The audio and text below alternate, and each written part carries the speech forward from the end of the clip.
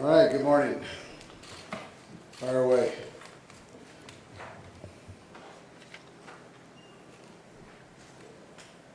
Good morning, Federico Herrera, number one.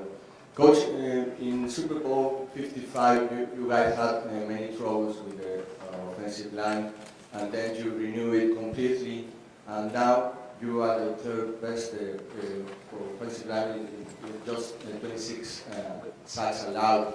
On the other hand, the defense of the Eagles is the best with 70 sacks this season, and the third best since 1960 at least. Do you think, Coach, this is going to be the main matchup in this game, the Super Bowl? Yeah, I'd tell you that when you get in the playoffs, that combination right there, the O-lines versus the D-lines on both teams, ends up being kind of the thing that wins or loses games. So, and it's magnified every level that you go up, every step of that you move up in the playoffs. And so the Super Bowl, it'll be magnified at the most between those two. And normally, who wins that battle ends up winning the game. And so that's what you'll see. I'm sure that'll be the same way in this game as it is in most Super Bowls. Coach, a bit of piggyback off that question, but obviously protection issues were the issue in the last Super Bowl for you guys. Can you just talk about how your group, that front five, has evolved, specifically the impact that Creed has had on it in the last 2 years? Yeah, protection ends up being the issue. You want to be able to have a mix of things in there that you can do. You get into those, if you get behind and you have to throw the ball every down, that's never good. And again, they've got that good defensive front. And then Creed has helped us in the middle as our center, and he's a smart kid. He's big, he's athletic, and tough, and so he loves to play the game, and that's been a real solid position for us. Andy, how you doing? Good morning. Good. Patrick Mahomes up for NFL MVP today, and also the NFL honors tonight. For the second time, he could win MVP. What's that mean to you to be in 5 years that he's played as a starter to be up for MVP in such a short time? Yeah, well, I think he's deserving of it for sure. He works extremely hard, as you know, at his profession. He works hard to be the best. He tries to help our team be the best. He says it every day when he comes into practice, into the huddle, let's be great today. And he lives that. And my hat goes off to him for that. Very proud of him for it, the way he goes about his business. Good morning, Andy.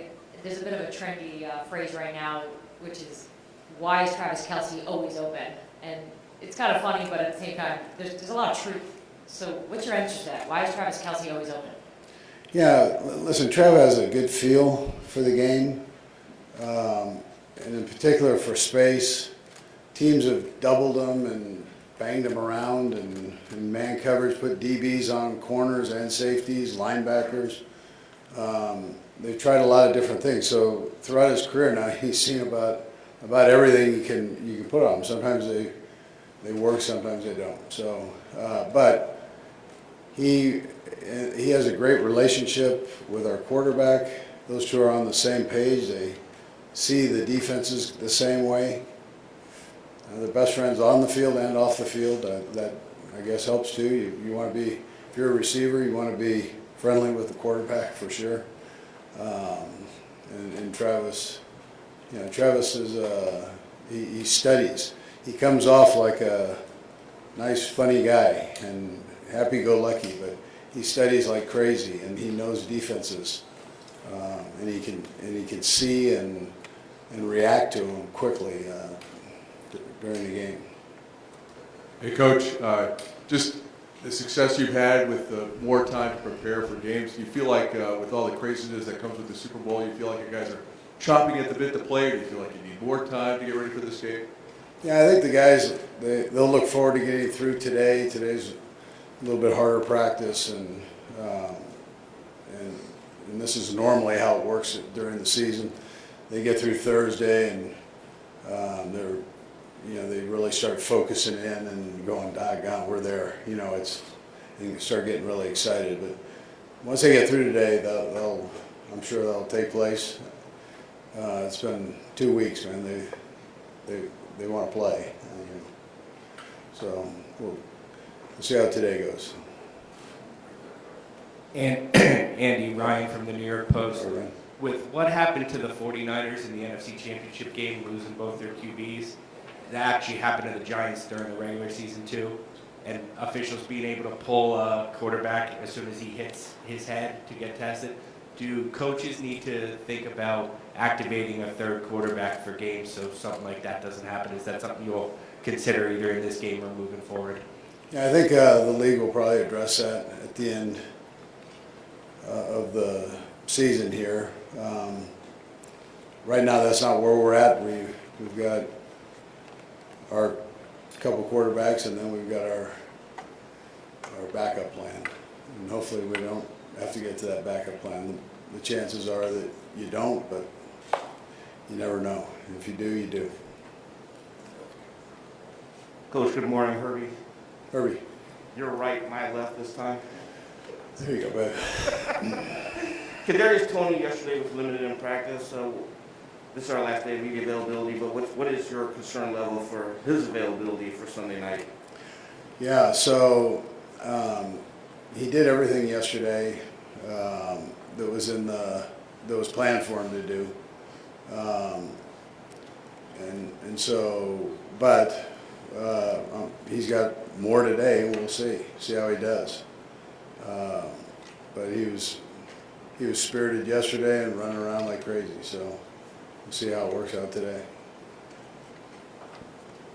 Coach Ryder, obviously your rookies played in a lot of big spots for you, none bigger than what's coming up on Sunday. How do you get them to kind of calm down, go through the emotions of playing in the Super Bowl? Is it a play call? Is it something you have to say? How do you get them to kind of focus in on? Yeah, normally the first hit, they calm down a little bit, whether it's an offensive player being hit or vice versa. So, but I'm sure that, their juices will be going, and it's important that they maintain their composure and give themselves an opportunity to play to their best. And but again, it's a Super Bowl, and you can coach guys up on it, but having that experience is different.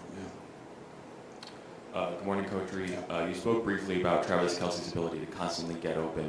The Eagles also have one of the premier tight ends in the league. What would you say the unique challenges are covering a tight end versus a wide receiver?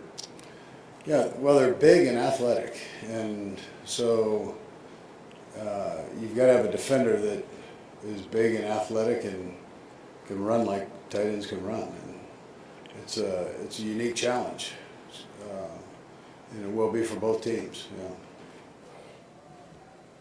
Good morning, Coach Reid.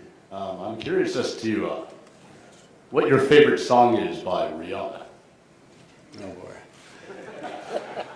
You need to ask Patrick that one, since you set him up yesterday, or whoever set him up yesterday with the question. Coach, with the roster and defense with as much turnover as this one, how valuable is the perspective of a coach like defensive coordinator Steve Spagnuolo, and how have you seen him use his experience this week? Yeah, so Steve's very good. I've known him a long time, and he was on that original staff that we had at Philadelphia, and I knew him before that at the college level. So I've got trust in him, a lot of trust in him. He's got a good scheme, tremendous scheme. And he has a big test coming up on Sunday. So it's a great challenge. They've got a good offense. They'll make some plays, and I know our defense will make some plays. So it's, but that's the challenge there. Coach, you've got such a good feel for your team. You always do. It's obviously a strength of yours. So can you share with us the feel you have for your guys right now? We're not going to be able to talk to you between now and the Super Bowl, so if you could just summarize the vibe right now. Yeah, they're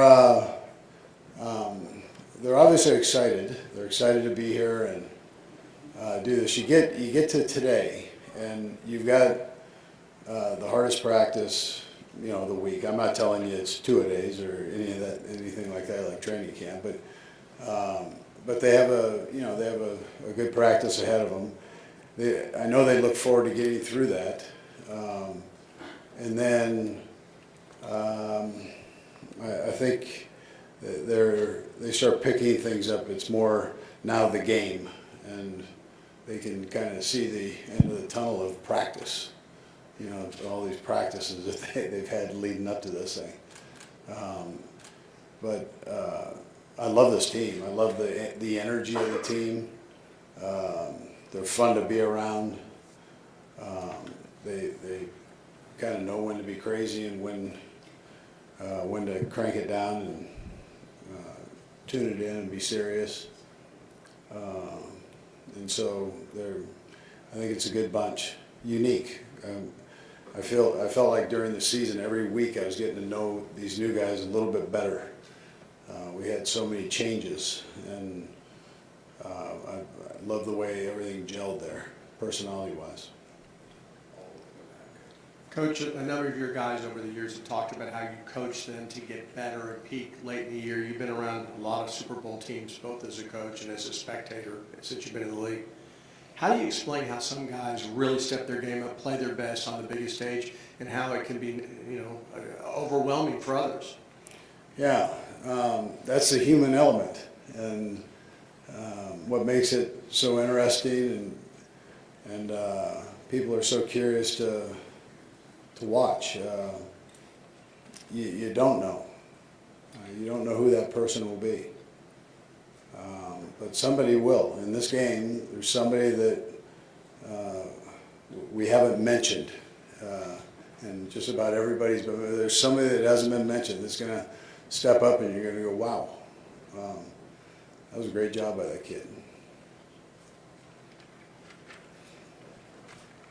Andrew Galato with WFUV Sports. Coach, your offense, last season with Tyreek Hill, now this season without him, really hasn't skipped a beat at all. What can you say about Patrick, Travis, and that group? Losing a star receiver and now really right back to the Super Bowl. Yeah. Well, it starts with Patrick, and he didn't go anywhere. That was the plus. He's right here with us, and then Travis is a big part of that. The thing I was most proud of them about was we had all these new people come into the mix. Other than McCole Hardman, most of the guys were new, and the guys welcomed them in, and then helped teach them. So not only did Joe Blameyer coach him, or Tom Melvin coach the tight ends, or Greg Lewis with the running back, but the players, the veteran players, the Travises and Mahomes and McCole, they all helped out getting these guys to where we are now, and where they're comfortable playing with each other there. Yeah. Jack Pearson, Arizona PBS Cronkite News. Sorry, over here. Oh. Jack Pearson, Arizona PBS Yep. Cronkite News. Both you and Philadelphia in your conference championship games were able to get to Burrow and Purdy really early in that game. How important is it to kind of punch first in this game with a more mobile quarterback like Jalen Hurts? Yeah, sure. You want to get started. You want to get started fast, and that's the objective in every game. And but if something doesn't happen, the game is still 4 quarters, and you got to play the whole game. And the one thing that jumps out at you in Super Bowls is turnovers. You got to limit the turnovers, and it's great to start fast, but there are other factors in there that become important. And turnovers is probably one of the biggest ones. Dario Austin here with PlayerProfiler.com. So 4th downs have obviously played a big role in these playoffs. We know the Eagles are very willing to be aggressive on 4th downs. You guys scored a touchdown on a very important 4th down in the AFC Championship game. What do you make of that shift league-wide, and how do you approach that as a head coach? Yeah, we try to stay relatively aggressive on fourth downs, and as do the Eagles. There's a judgment that needs to be made according to field position, time, the time on the clock, and what quarter you're in, and so on, what part of the game you're in. But and then what do you have on that sheet that looks good and to call? And so you take all those factors in, and you go for it. And, and then anyways, that's kind of how you go about it. We'll go three more. We got one in the back, one on the side, and one in front. Andy, just following up on the Tyreek question from before, how did you and Eric have to adjust the offense without him and with the new pieces? Yeah. So first of all, we were happy that Tyreek had a great year. And he's a good kid, so he had a good season there in Miami. We didn't have to go back and do a whole lot of changing, which was a plus. Scantling can run and Watson can run, and now are they as fast as Tyreek? No, there's nobody as fast as Tyreek. So, but they still fit. The plays still fit and work, even though these guys are just a tick slower. But and McCole Hardman was another one. When he was healthy, he could run. So the plays that required that, we still called and had success with. So yeah. Last two. Over here, Andy. Sunday, before the buses leave this hotel, what will be the routine for you and your team from when you get up to when you get on those buses? What will go down here at the hotel? Yeah, it'll be very similar to what goes on regular road games, because we had to travel to get to the stadium, and it's a little bit longer bus ride. There are things that are a little bit longer. Your pregame is longer. Your halftime is longer. The commercials, the breaks are longer by 10 seconds. 4 of them by 20 seconds. That whole deal. So, and you've got 2 more commercials, I think, thrown in there than you normally do. But up to the point of leaving, we'll do our pregame breakfast, and because we have to leave earlier than because of the time start and the distance to get to the stadium, we won't do our normal walkthrough that we would have with a night game. So, but that we don't do it for day games anyways.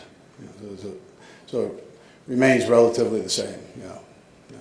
Last one. Coach, teams, especially the AFC, have made it known that they've drafted players, signed players, changed schemes to stop the Chiefs specifically. Just kind of curious how you've adapted to that, and if it's changed your coaching style. Yeah, it has just a bit. There was a point where you could predict what you were going to see. With Patrick, it's kind of gone a different direction, that teams will do things that they haven't shown before. So Patrick made that adjustment. We made the adjustment right there with him to give him things that we felt were good versus all looks, as opposed to just being, say, a cover 2 specific play. So that took a little bit of time to work through, but we've done that the last couple of years now, and it's worked out. It's worked out pretty good. All right, thank you. Okay, good.